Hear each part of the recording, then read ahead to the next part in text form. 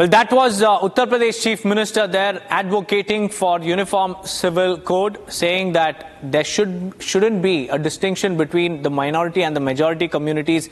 Everybody is equal and they must follow one law in this particular nation. And moving on, Eric Garcetti, the US ambassador to India, has also made some strong statements over the ongoing condition and the state of affairs in Bangladesh, especially with respect to atrocities against Hindus and other religious minorities in Dhaka.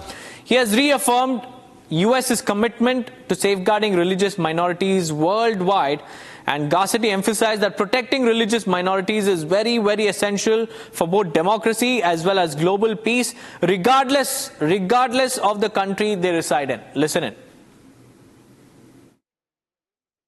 We've been very clear that around the world, religious minorities must be protected, no matter what country they live in. And that's a cornerstone, not only of democracy, but of peace in the world.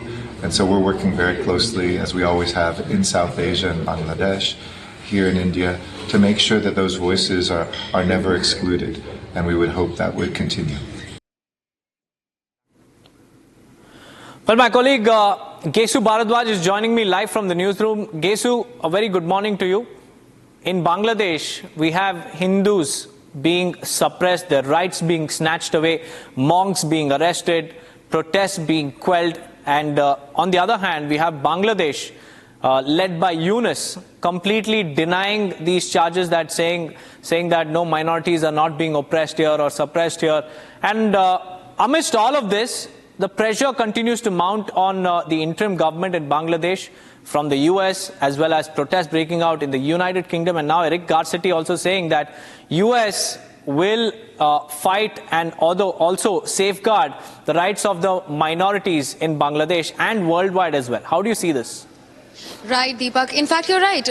US Ambassador to India, Eric Garcetti, has come down strong. He's come out heavily on Bangladesh's interim government led by Yunus. And he has said that minorities, despite of which country they actually belong to, should be protected worldwide. He, in fact, also took a jab, a very strong hit at Bangladesh's democratic setup, where he said that no democracy can exist without peace. And where minorities are not protected, that country cannot be democratic. So these are some really strong statements that he has made. And remember, this comes at the backdrop of Hindu seers continuing to remain behind bars in Bangladesh despite the global chorus rising for their freedom. And they have been put behind bars over sedition charges, which the government has not been able to prove as of yet. And their condition is also continues to remain unknown. In fact, even in Bangladesh, Hindu minorities, even common people, they're being murdered, maimed, and also looted.